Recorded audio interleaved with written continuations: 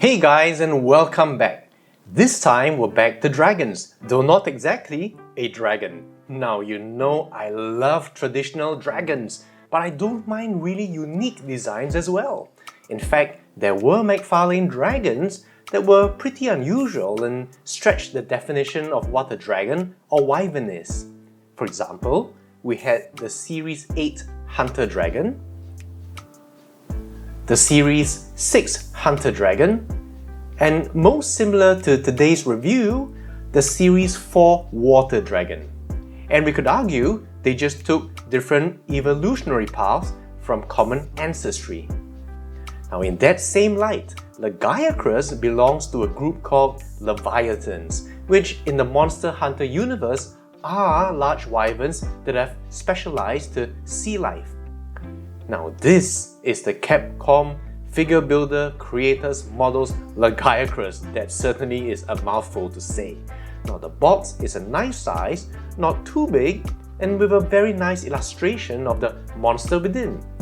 Now one thing I've learned looking into these Monster Hunter models is that there are plenty of fakes online, especially from China, and one sure sign of it is sellers who declare that the figures come with no box. Now those that are genuine always have a box, and sadly also crippling prices. Now I was fortunate to get this at almost the original price, and I'm grateful for it. Now Lagiacrus is said to be a sea wyvern at the top of the food chain, and I think it's easy to believe. Now this is a very pleasing pose that gives you a heightened sense of danger. Very nice and fluid curves, and you can imagine him moving in a very sinuous and even graceful way. But there's no question he looks absolutely dangerous. There's a calm before the storm tension in the pose, as if he was coiling himself just before he attacks at high speed. Now the way he curves as I rotate him, you can almost imagine motion as he's circling some prey, ready to strike at any time in any direction. Now I love the way the arms and the legs counterbalance each other, giving you the illusion of continuous treading of water, enhancing the sense of impending dramatic action. Now the color is beautiful. A very deep sea blue, almost touching on the green, counter-shaded with a much lighter brown on the bottom, so appropriate to a deep sea creature. As you'd expect from a figure of this quality, there are fades and shades throughout that lend interest as well as bring out the detail so wonderfully. Now see here this whitish dry brushing over the dark blue carapace here. It's so reminiscent of images of living coelacanths that I've seen. Now how the claws have a very nice, you see here, very nice red to brown transitionary fade, both on the hands and the feet.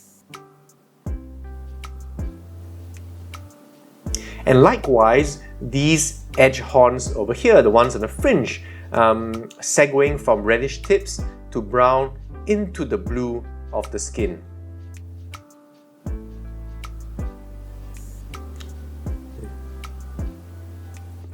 But likewise, you'll see on the underside how the color transitions into an almost purple brown. So you get a sense of cohesion in the color scheme. Now Lagiacrus is just bristling with hard spikes all over.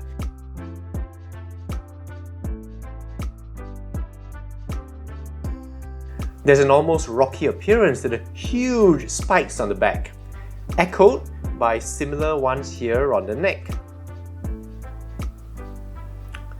There are some unusual features. For example, if you look at the lower jaw, it seems to have almost an exoskeleton around the true jaw, creating a double jaw effect.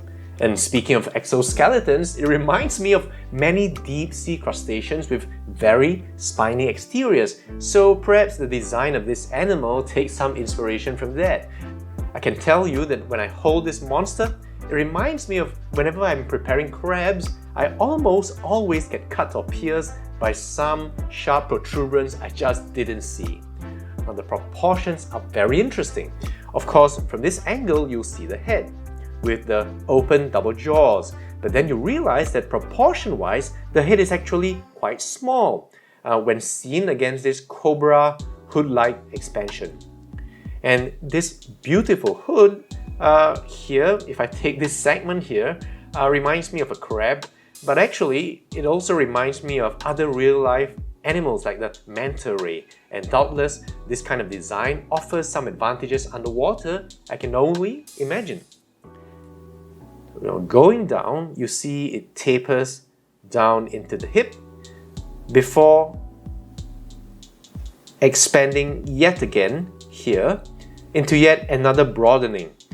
And you'll see that the continuation of these fringe spikes here down the length of the animal start to become webbed and covered by skin. So they still afford some protection while still maintaining some streamlining. Very nice. I love also the design of these spiky dorsal plates here. A triple row of overlapping plates which look great, and from the profile you can appreciate the overlapping relief. And in this sense, it's reminiscent of the Raytheon that I've reviewed before. Now from there, it just segues into a single set of plates here over the back, and then again splitting into three over the second hood. Now finally at the tail, where spikes might interfere with propulsion, they all but disappear, modified into these plates here. So I really love how some thought went into making a creature that seems to make real-world sense, pretty much like many McFarlane dragons I've reviewed. Now don't let the attention-stealing spikes take away from elsewhere, because there's plenty of nice detail. For example, this exoskeleton here has within each plate its own texturing.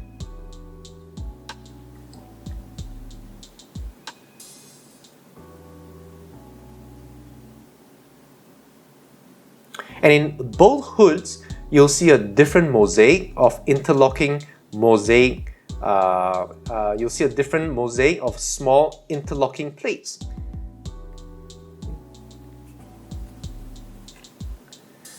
I just love this kind of beautiful design. And actually, that reminds me of the Series 2 Komodo dragon, Series 1 Komodo dragon here, in terms of the texturing.